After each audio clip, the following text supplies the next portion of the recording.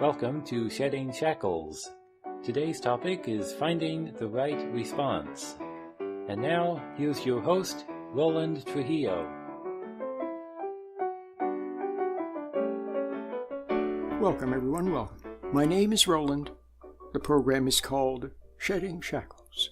I want to read you something from Viktor Frankl. Viktor Frankl was a famous Holocaust survivor and physician and psychiatrist. He wrote the famous book, Man's Search for Meaning. Viktor Frankl survived the Nazi concentration camps. And this is something that he said. Between stimulus and response, there is a space. In that space is our power to choose our response. In our response lies our growth and freedom. Let me repeat it one more time because it's so beautiful and so profound. This is Viktor Frankl. Between stimulus and response, there is a space. In that space is our power to choose our response. In our response lies our growth and freedom. I want to talk about that. And I want to talk about it in terms of love. Yes, love. Nobody knows what love is. Well, there might be someone who knows, but very few. I want to talk about love. Love is a response to a need. But there is a vast difference between true love and what we call human love. Have you ever wondered why kids rebel against their parents? Seemingly their parents are saying the right things and doing the right things, but the kids are rebelling. It's because whatever the parents are doing does not have love in it. It has pressure in it. It has challenge in it. It has tease in it. It doesn't have love, and so it tempts. You see? It tempts to conform or to rebel. But true love does not tempt us to conform or to rebel. True love gives you the freedom to respond properly. Now, you may not, but the freedom is there. Listen to the quote again. Between the stimulus and response, there is a space. In that space is our power to choose our response. In our response lies our growth and freedom. So, here's a classic moment. Someone says something to you, and you could respond with anger like you usually do. Let's say they say something negative or they criticize you. You could respond with anger. You could respond with resentment. You could say something mean to them, and so on and so forth. Or you could respond with hurt feelings, secret resentment. You see what I mean? But suppose, instead of immediately reacting to what they said, suppose you let a heartbeat go by, and there was a space. And in that space, all of a sudden, patience came. And so instead of responding with anger, resentment, hurt feelings, you responded with love. A love that comes through that space. Not your love, but from a source of love that comes through you or shines through you. And so there you stand and you say nothing perhaps, but the other person, you know what they see? They see that. They see that you didn't immediately get angry.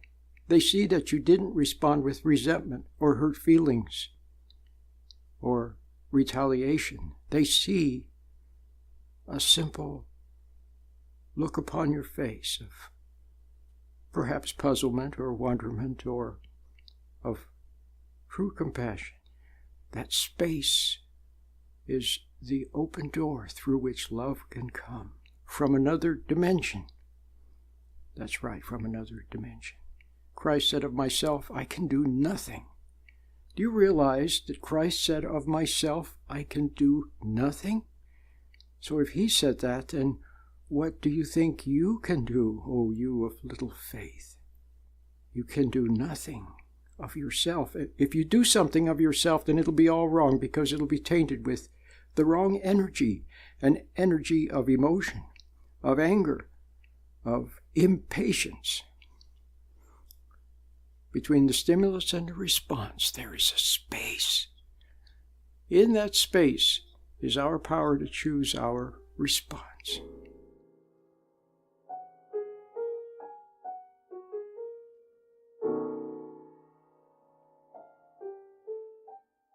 My name is Roland. The program is called Shedding Shackles. Yes, this is a very special program. It's like an infomercial, really.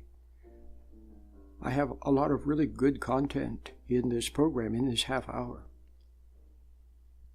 But it's for those who have the ear to hear. In a sense, it separates the wheat from the chaff. Some people hear what I have to say, and it makes them feel lighter, fresh. It gives them joy because it's something they've always yearned to hear.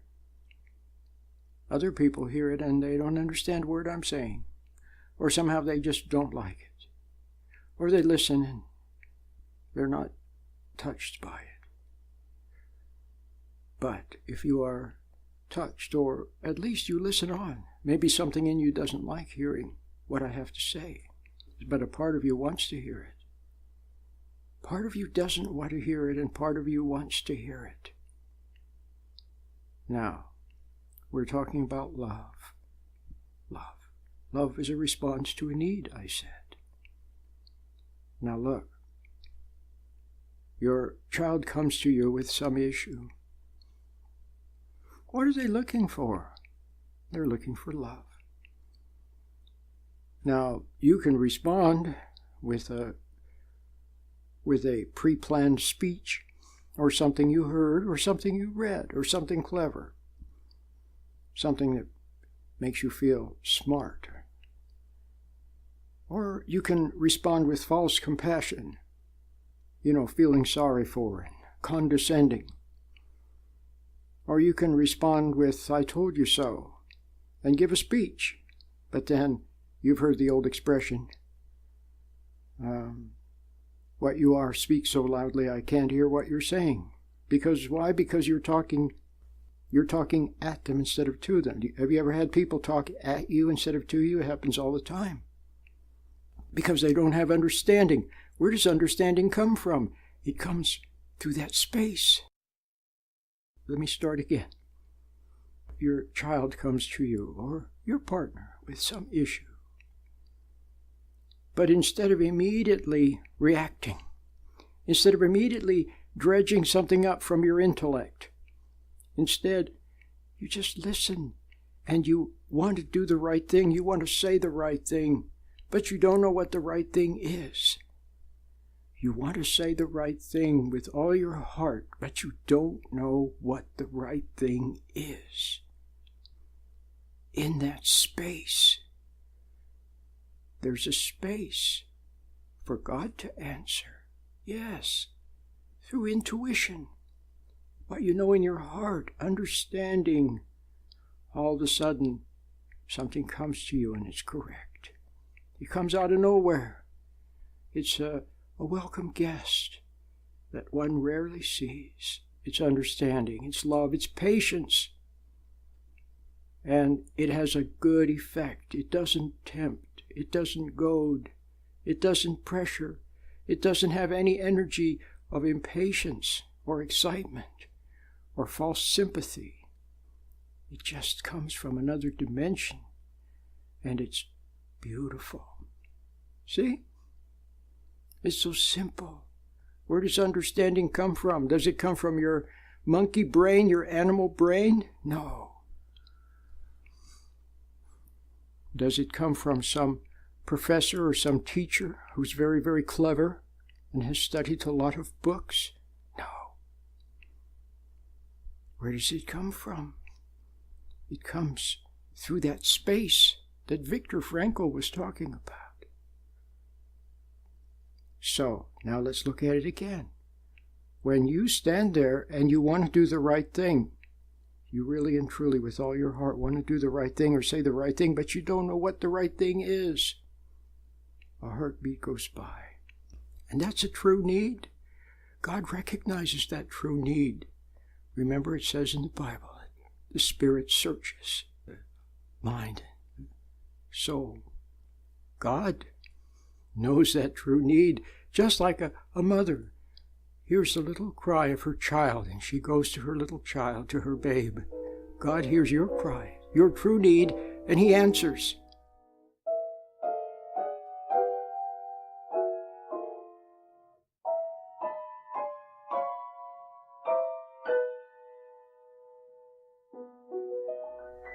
So, we're talking about the quote from Holocaust, famous Holocaust survivor, Viktor Frankl, author, psychiatrist.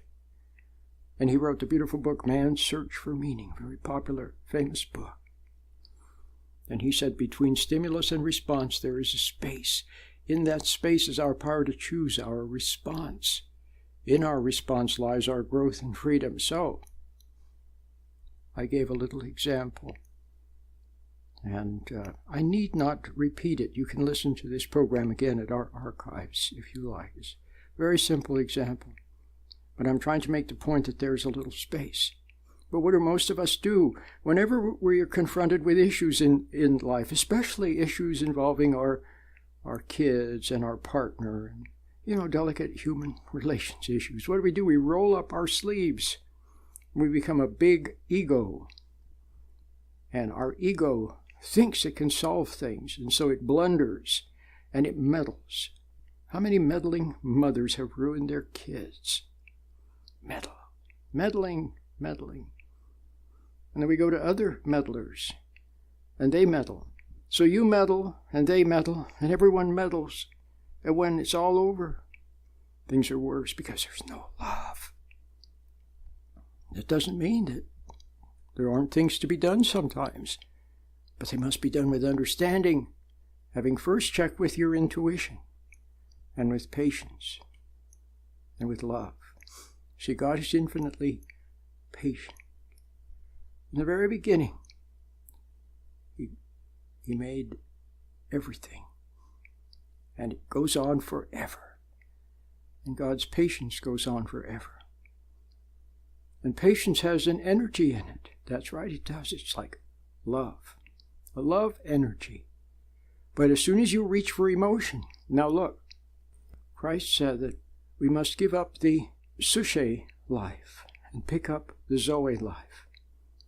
He said you must lay down your life and pick up the spiritual life. So instead of meddling, instead of reaching into your brain for some clever answer, instead of being angry or impatient, you just let a heartbeat go by. And in that response is a most beautiful, beautiful thing called love. And it comes to you as a gift from God. A gift. You cannot give it to yourself. A gift for laying down the earthly life. Can you see that? For not reaching for anger, for impatience. Instead, and not reaching for some predigested thing that you heard from some experts, but just waiting upon God. And then He answers. And the answer comes through you with patience in it, and understanding in it, and long-suffering in it, and forbearance in it. And it's beautiful. And has a most marvelous effect on whoever it touches. Love is twice blessed. It blesses him that gives and him that receives. Remember the beautiful line from The Merchant of Venice. Shakespeare said, "The quality of mercy is not strained. It droppeth as a gentle rain from heaven upon the place beneath. It is twice blessed. It blesses him that gives and him that takes. And so it is with love. It comes as a gift, and it blesses him that gives and him that takes."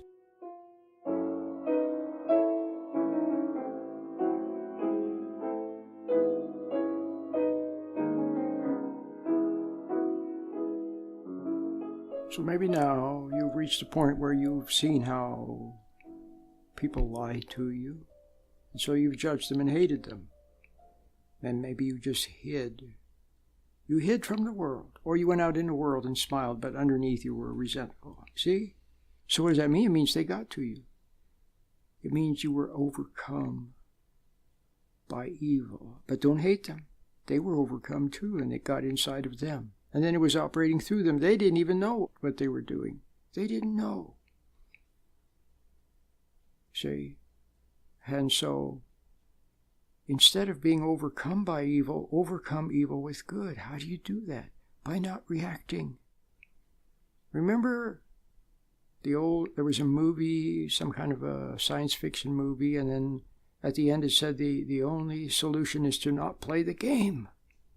So don't play the game of resenting and hating and judging and being angry. Instead, just watch like a little child. Just see, observe, wonder about things.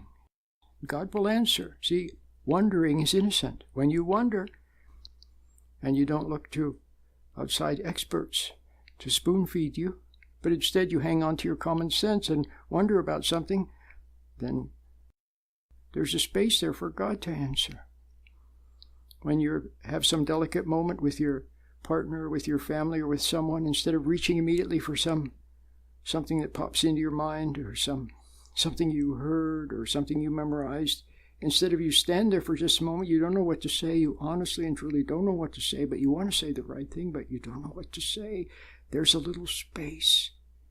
And then all of a sudden, well, it's like a little enlightenment. Suddenly something comes to you, and it's the right thing. And it's beautiful. It's beautiful. And so you overcome evil with good. How about two people that are arguing, and all of a sudden one of them says, hey, it's not that important.